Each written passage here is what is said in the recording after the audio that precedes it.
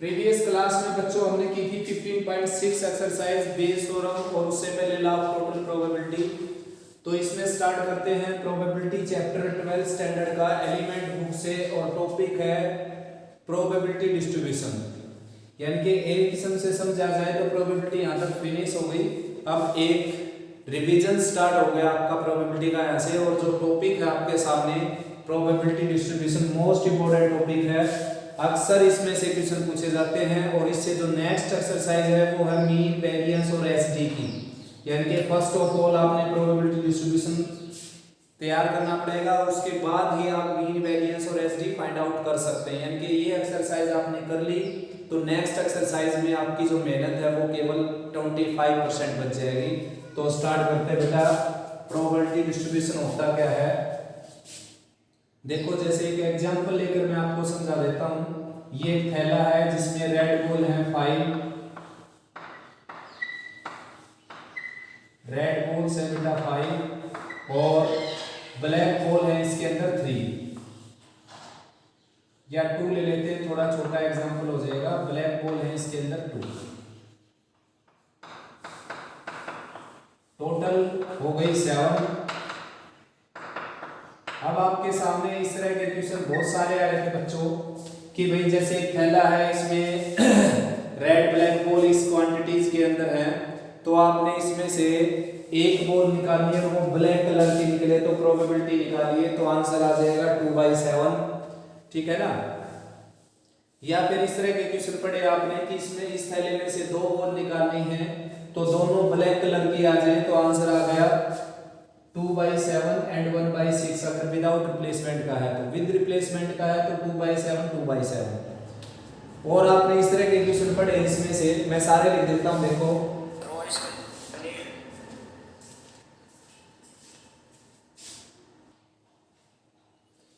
तो भाई जब इस थैले में से 2 बॉल निकालेंगे हम, when 2 balls are drawn,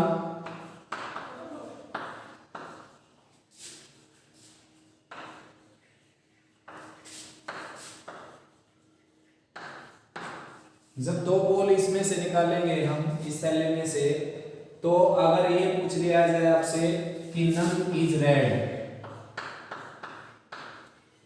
none is red यानी कि एक भी रेड ना निकले। ब्लैक की लिख देता हूं, ब्लैक थोड़ा सा आसान रहेगा क्योंकि ब्लैक बॉल यहाँ पर 2 ही है केवल, उसके केस कम बढ़ेंगे, रेड के केस ज्यादा बढ़ेंगे। तो अगर 2 बॉल इसमें से निकाले हम तो एक भी ब्लैक ना हो, एक भी ब्लैक ना हो तो दोनों की दोनों क्या होगी बेटा रेड, 5/7। और विदाउट रिप्लेसमेंट का क्वेश्चन है 4/6। फिर आपसे पूछ लिया जाए कि 1 रेड 1 ब्लैक या 1 रेड पूछ लिया जाए, 1 ब्लैक, तो दैट मीन्स 1 ब्लैक और 1 रेड। तो रेड क्या है बेटा, रेड है 5 तो 5/7 और ब्लैक है आपके पास 2 तो 2/6 और 2 से मल्टीप्लाई करना पड़ेगा। रीजन क्या है इसके पीछे 2 से मल्टीप्लाई क्यों होगा ये, क्योंकि जरूरी नहीं है कि भाई फर्स्ट बॉल क्या आएगी रेड और दूसरी बॉल ब्लैक आएगी। उसने ओवरऑल आपसे क्या रिक्वायरमेंट की है कि एक ब्लैक आ जाए, तो एक ब्लैक तो ऐसे भी तो आ सकती है ना, ये फर्स्ट बॉल ब्लैक आ गई, सेकंड बॉल रेड आ गई, ऐसे भी आ सकती है। तो इसलिए इसको 2 बार लिखना पड़ेगा, प्लस का साइन लगाकर मैंने 2 से मल्टीप्लाई कर दिया। उसके बाद है थर्ड केस, 2 आर ब्लैक, यानी कि दोनों के दोनों बॉल के आ जाए ब्लैक आ जाए, तो ब्लैक है 3, टोटल है 7, 3/7 और 2/6, ये आपका आंसर आ जाएगा। तो यानी कि अब तक आपने इस तरह के क्वेश्चन निपटा दिए हैं बेटा कि जैसे ये क्वेश्चन आपके सामने कि इसमें से 2 बॉल निकालनी है, कभी आपसे ये पूछ लेता था, कभी ये पूछा जाता था कि 1 ब्लैक आ जाए, कभी रिक्वायरमेंट होती थी कि दोनों ब्लैक आ जाए। ठीक है ना। इनमें से कोई एक ही बात पूछी जा करती या फिर 2 पूछ सकता था, यानी कि सारे केस अब तक नहीं किए थे हमने। लेकिन प्रोबेबिलिटी डिस्ट्रीब्यूशन में क्या कहेगा आपसे, प्रोबेबिलिटी डिस्ट्रीब्यूशन में कहेगा कि अगर इस थैले से 2 बॉल निकाली जाए तो ब्लैक के लिए प्रोबेबिलिटी डिस्ट्रीब्यूशन बनाइए। यानी कि इसका मीनिंग ये है कि उसमें से कितनी ब्लैक आ सकती हैं सभी की आपने प्रोबेबिलिटी मेंशन करनी है। तो कितनी ब्लैक आ सकती है बच्चों, ऐसा हो सकता है कि एक भी ब्लैक ना आए, ऐसा हो सकता है 1 ब्लैक आ जाए, ऐसा हो सकता है 2 ब्लैक आ जाए। ठीक है ना, 2 से ज्यादा बॉल निकाल ली नहीं, वरना और भी ब्लैक आ सकती थी। और यहाँ पर तो ब्लैक ही केवल 2 है। भले यहाँ पर ब्लैक 20 बॉल होती, लेकिन फिर भी यहाँ पर ब्लैक कितनी आ सकती थी, केवल 2, क्योंकि बॉल कितनी निकाली गई है 2। ठीक है ना। तो भाई ये जो नंबर को डिनोट करता है कि क्या क्या केस हो सकते हैं, जैसे कि एक भी ब्लैक ना हो, ऐसा हो जाए, एक ब्लैक हो जाए, दोनों ब्लैक हो जाए, तो जो ये नंबर को डिनोट करेगा, इस वेरिएबल को हम रैंडम वेरिएबल बोलते हैं। रैंडम वेरिएबल एक्स से डिनोट करते हैं इसको।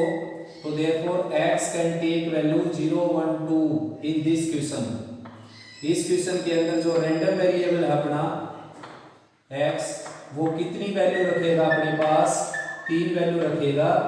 क्योंकि अगर आप इस थैले में से बिन देख के अगर 2 बॉल निकालते हो बेटा, तो रेड ब्लैक जो है ब्लैक बॉल, वो उसकी संख्या हो सकती है 0 1 एंड 2। उसका नंबर हो सकता है 0 1 2, यानी कि ऐसा हो जाए कि एक भी ब्लैक बॉल ना निकली, या फिर एक ब्लैक बॉल निकल जाए, या दोनों ब्लैक बॉल।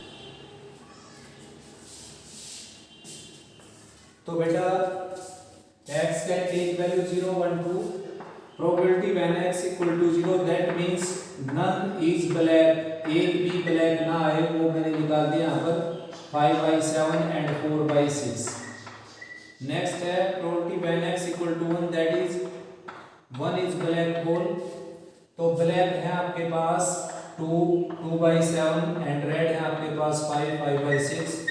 या फिर ऐसा भी हो सकता है कि फर्स्ट बॉल ब्लैक आ जाए और फर्स्ट बॉल रेड आ जाए, सेकंड बॉल ब्लैक आ जाए। तो यानी कि दोनों का मैग्नीट्यूड सेम हो गया, तो एक बार लिखकर 2 से मल्टीप्लाई कर सकते हो। Probability when x equal to 2, यानी कि दोनों की दोनों बॉल क्या आ जाए, ब्लैक आ जाए। तो 2/7 और 1/6। यहाँ पर मैंने 3/7 कर रखा है बच्चों, तो ये आ जाएगा 2/6, 2/7 एंड 1/6, क्योंकि दोनों की दोनों ब्लैक बॉल होगी। तो ब्लैक बॉल कितनी यहाँ पर 2 ही है, देखो, तो 2/7 और 1/6। तो भाई बच्चों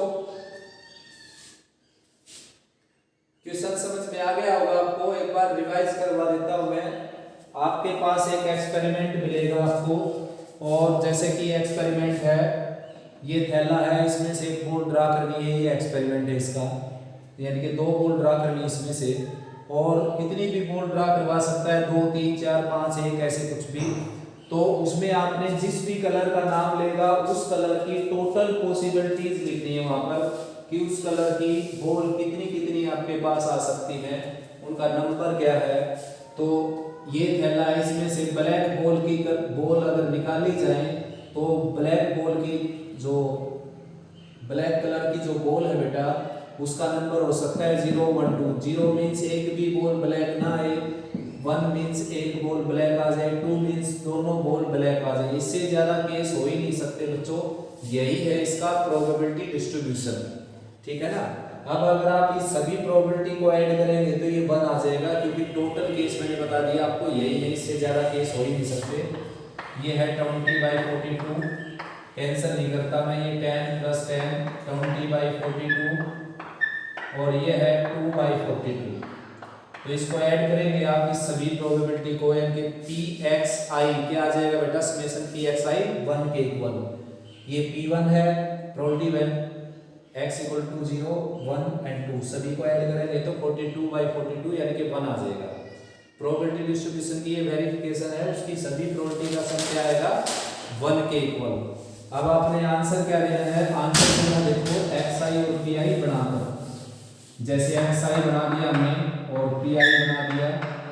xi क्या है 0 1 और 2, और pi क्या है 20/42 20/42 एंड 2/42। ये है बच्चों pt।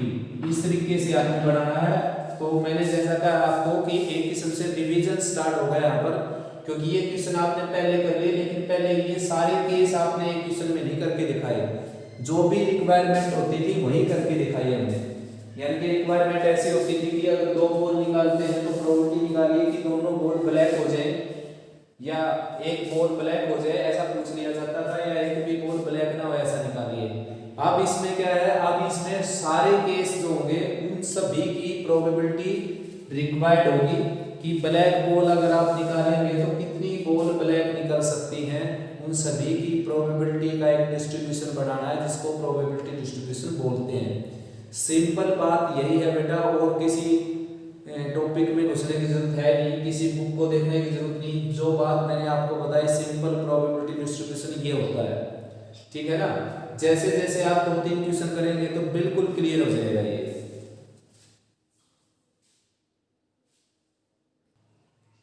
देखो भाई बच्चों, first question, number of tails when 2 coins are tossed simultaneously। उसका आपने पीडी तैयार करना बच्चों। तो सबसे पहले हम लिखेंगे sample space HH TH HT and DT। इसके ऊपर एक लाइन लिख देना, when 2 coins are tossed simultaneously sample space will be this and this, ठीक है ना। तो let x be the random variable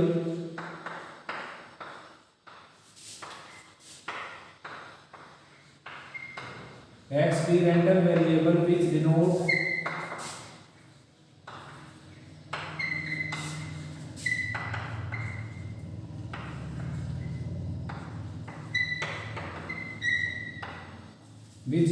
number of tails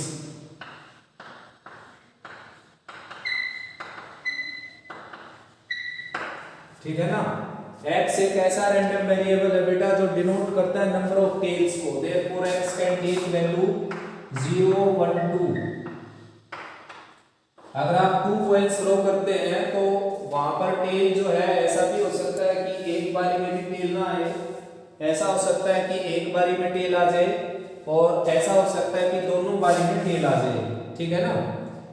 ये रैंडम वेरिएबल है, यानी कि रैंडमली तो है ये, कुछ भी आ सकता है। जैसे कि आप 2 कॉइन एक साथ थ्रो करते हो तो उसका जो फेस आएगा, अपर पार्ट, अपर फेस जो आएगा वो कुछ भी आ सकता है इसमें से।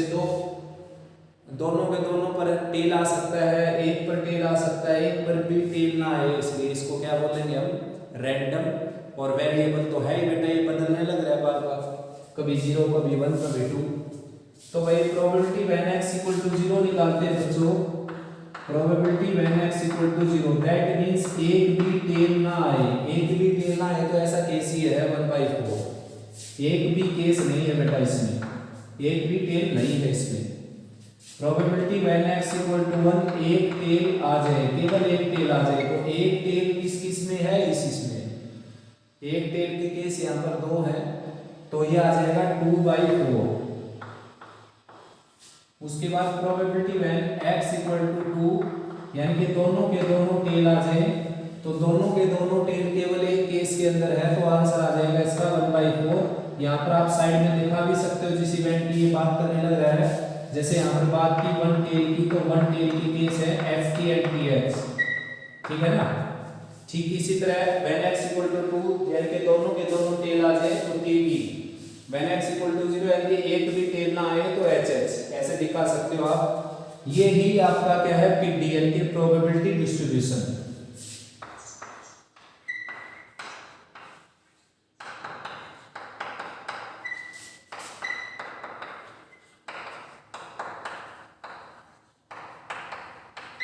ये प्रोबेबिलिटी डिस्ट्रीब्यूशन हो गया बेटा, xi आ गया आपका और pi आ गया आपका, ठीक है ना। xi क्या है 0 1 2 और pi क्या है 1/4 और 2/4 और 1/4, ये है आपका pi, ठीक है ना।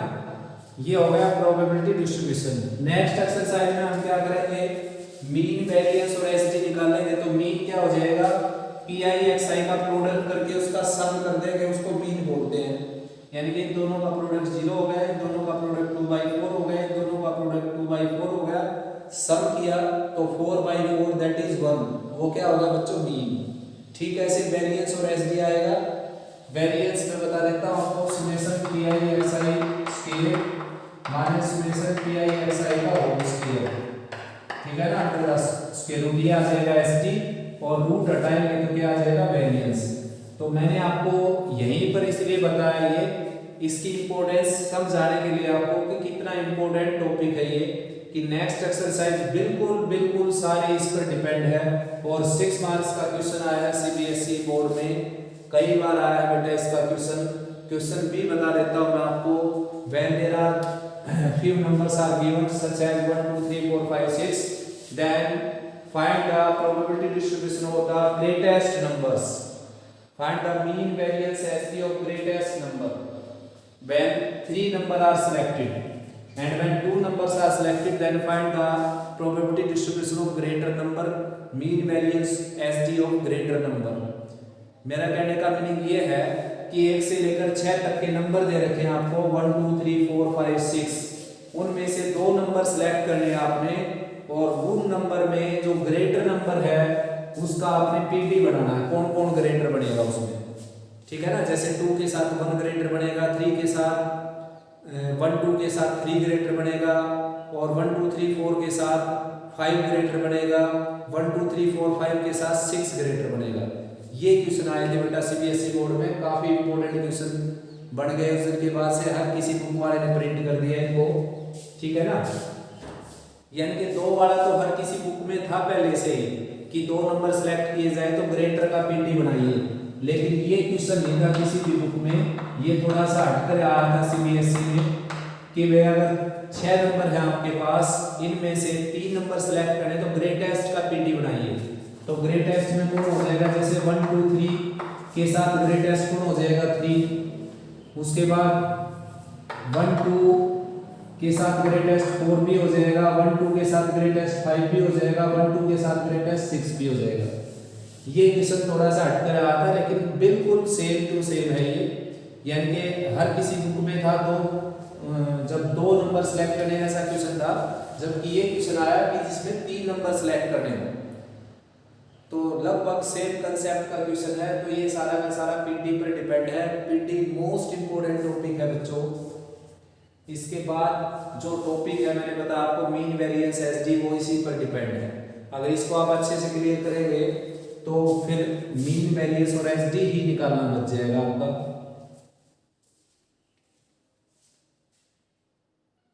नेक्स्ट है बच्चों second question, number of tails in 4 tosses of a coin, यानी कि एक कॉइन को 4 बार अगर थ्रो करें हम तो उसमें जो टेल बनेंगे, टेल आएंगे जो, उसका आपने पीडी बनाना है। तो देखो मैंने आपको पहले ही बता रखा है, टॉसेज ए कॉइन 4 टाइम्स और tosses 4 coin simultaneously considered as a same experiment, यानी कि 4 सिक्के एक साथ थ्रो करना या एक सिक्का 4 बार थ्रो करना, दोनों के दोनों सेम एक्सपेरिमेंट होते हैं बेटा, और आंसर भी दोनों का सेम आएगा, एक्सप्लेनेशन भी सेम होगी, सॉल्यूशन भी सेम होगा, मार्क्स भी सेम आएंगे।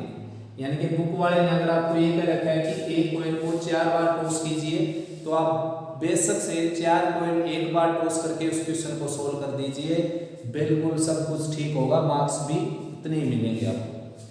तो मेरी राय ये है कि जब 3 तक सिक्के हों, यानी कि 1 2 3, तो आपने एक साथ ही थ्रो कर देना। आपने 1 कॉइन को 1 टाइम थ्रो करना है तो वो तो सिंपल ही हो गया। 2 कॉइन्स साइमल्टेनियसली थ्रो करने हैं या 1 कॉइन 2 टाइम्स थ्रो करना है, तो आप उसमें 2 सिक्के एक साथ थ्रो कर दीजिए, थोड़ा सा आसान पड़ता है शायद। 3 सिक्के एक साथ थ्रो करने हैं या एक सिक्का 3 बार थ्रो करना है, तो ऐसा क्वेश्चन आ जाए कि एक कॉइन 3 टाइम्स थ्रो करना है, तो आप 3 कॉइन्स साइमल्टेनियसली थ्रो कर दीजिए, आसान रहेगा। जबकि 3 से ज़्यादा हो जाए तो फिर सैंपल स्पेस बड़ा हो जाता है। अगर 4 कॉइन थ्रो करने हैं तो सैंपल स्पेस में 16 एलिमेंट हो जाएंगे 2 की पावर 4। अगर 5 कॉइन्स टॉस करने हैं तो सैंपल स्पेस में 2 की पावर 5 यानी कि 32 एलिमेंट्स हो जाएंगे, तो काफ़ी लेंथी हो जाएगा। इसलिए आपने क्या कर लेना है, एक सिक्के को 5 बार थ्रो कर देना है, एक सिक्के को 4 बार थ्रो कर देना है। ठीक ऐसा मैं यहाँ पर करूँगा, यहाँ पर एक सिक्के को 4 बार ही थ्रो करूँगा मैं। When a coin is thrown,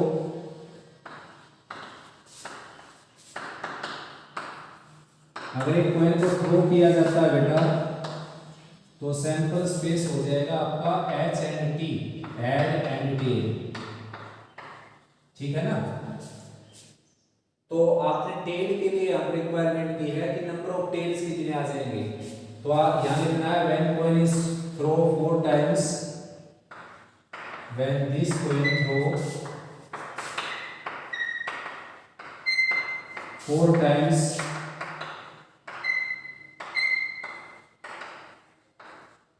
then x be the random variable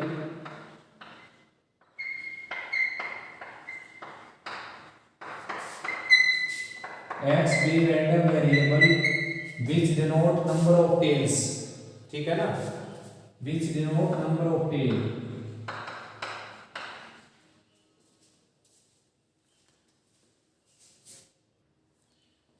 तो सेकंड इक्वेशन था बेटा ये, इसमें क्या था कि एक कॉइन को 4 टाइम टॉस करना था और नंबर ऑफ टेल का आपने पीटी तैयार करना, प्रोबेबिलिटी डिस्ट्रीब्यूशन। तो मैंने लिखा when a coin is toss once sample space will be h and t, head and tail, when this coin throw 4 times then let x be the random variable which denote number of tails, which denotes number of tails, जो number of tails को denote करता है बेटा। तो therefore x can take value 0 1 2 3 और 4, यानी कि x की वैल्यू 4 हो जाएगी बच्चों, 0 1 2 3 5 हो जाएगी, 0 1 2 3 4। यानी कि ऐसा हो सकता है कि एक भी टेल ना आए, ऐसा हो सकता है कि एक टेल आ जाए, ऐसा हो सकता है 2 टेल आ जाए, ऐसा हो सकता है 3 टेल आ जाए, ऐसा हो सकता है 4 टेल आ जाए। तो प्रोबेबिलिटी व्हेन x = 0, यानी कि एक भी टेल ना आए, एक भी टेल ना आए तो सारे क्या आएंगे, head, ph * ph * ph * ph। तो आंसर आ जाएगा बेटा हेड और टेल की बराबर की प्रोबेबिलिटी है यहाँ पर, क्योंकि दोनों की जो नंबर है वो 1 1 है। तो देयरफॉर 1/2 1/2 1/2 1/2 दैट इज 1/16। नेक्स्ट है बच्चों probability when x = 1, that is 1 tail and 3 head,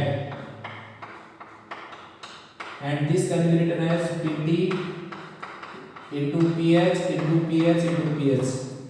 अब बात समझने की है बेटा कि पीटी यानी कि फर्स्ट प्लेस पर मैंने टेल लिया है, सेकंड थर्ड और फोर्थ प्लेस पर मैंने क्या लिया है, हेड। तो ऐसा भी हो सकता है बच्चों कि फर्स्ट प्लेस पर क्या आ जाए, हेड आ जाए, और यहाँ पर टेल, यहाँ पर हेड, यहाँ पर हेड आ जाए, यानी कि टेल सेकंड प्लेस पर आ जाए। ऐसा भी हो सकता है टेल थर्ड प्लेस पर आ जाए, ऐसा भी हो सकता है टेल फोर्थ प्लेस पर आ जाए। तो these are total 4 cases which denote only single tail, यानी कि जिसमें केवल सिंगल टेल आएगा। ऐसे केस भी कितने हो गए, 4 केस हो गए बेटा। तो इसको सभी का मैग्नीट्यूड सेम आएगा, तो मैं इसको 4 से मल्टीप्लाई करके आंसर निकाल देता हूँ। तो ये आ जाएगा 4/16। 1/2 यहाँ रखेंगे, 1/2 यहाँ, 1/2 यहाँ पर, 1/2 यहाँ पर, 4/16 आ जाएगा। प्रोबेबिलिटी व्हेन x = 2, यानी कि 2 हेड आ जाए और 2 टेल आ जाए, यानी कि 2 टेल आ जाए। तो ऐसे केस कितने हो जाएंगे बच्चों, 6 केस हो जाएंगे। आप कैसे निकाल सकते हैं, देखो टोटल केस कितने हैं, 4 में से 2 एक जैसे, तो 4 से 2 होता है 6। ये भी देख लीजिए टोटल केस कितने हैं, 4 में से 1 एक जैसा है तो 4c1। चाहे ये कह लीजिए कि 3 एक जैसे है तो 4c3। These are both same values, 4c1 and 4c3। तो बच्चों वैसे भी प्रैक्टिकली मैं बता देता हूँ आपको, देखो 6 केस कैसे हुए। ऐसा हो सकता है कि फर्स्ट सेकंड प्लेस पर टेल आ जाए, ऐसा हो सकता है कि फर्स्ट थर्ड प्लेस पर टेल आ जाए, ऐसा हो सकता है कि फर्स्ट फोर्थ प्लेस पर टेल आ जाए, ऐसा हो सकता है कि सेकंड और थर्ड प्लेस पर टेल आ जाए, ऐसा हो सकता है कि सेकंड और फोर्थ प्लेस पर टेल आ जाए, ऐसा हो सकता है कि सेकंड और थर्ड और फोर्थ प्लेस पर टेल आ जाए, यानी कि 6 केस। ठीक है ना। तो these are 6 cases and all have the same magnitude, therefore we can multiply one case with 6। ठीक है ना, सारे के सारे केस एक जैसे होंगे, यानी कि सभी का मैग्नीट्यूड सेम आएगा। तो आप एक केस की वैल्यू निकालते हुए 6 से मल्टीप्लाई करके सभी का आंसर फाइंड आउट कर सकते हैं। तो आंसर आ जाएगा बेटा 6/16। नेक्स्ट है प्रोबेबिलिटी व्हेन x = 3, यानी कि 3 टेल आ जाए और एक क्या आ जाए, हेड आ जाए। 3 टेल और एक हेड आ जाए। तो probability when x equal to 2 आ जाएगा 6/16। Probability when x equal to 3 यानी कि 3 टेल आ जाए और एक हेड आ जाए तो 1/2 इंटू 1/2 इंटू 1/2 और 1/2 यानी कि एक टेल के लिए दीज आर 4 केसेस।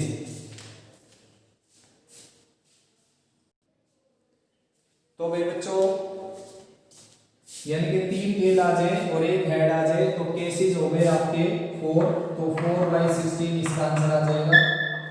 और नेक्स्ट है probability when x equal to 4 यानी कि 4 के 4 क्या आ जाए टेल आ जाए तो 1/2 1/2 1/2 1/2 ये आ जाएगा 1/16। तो ये आपका पीटी बन जाएगा xi आ जाएगा 0 1 2 3 4 और pi आ जाएगा 1/16 4/16 6/16 4/16 1/16। अगर सभी pi का सम करें हम तो 1 + 4 5 5 + 6 11 11 + 4 15 + 1 16 यानी कि 16/16। ठीक है ना।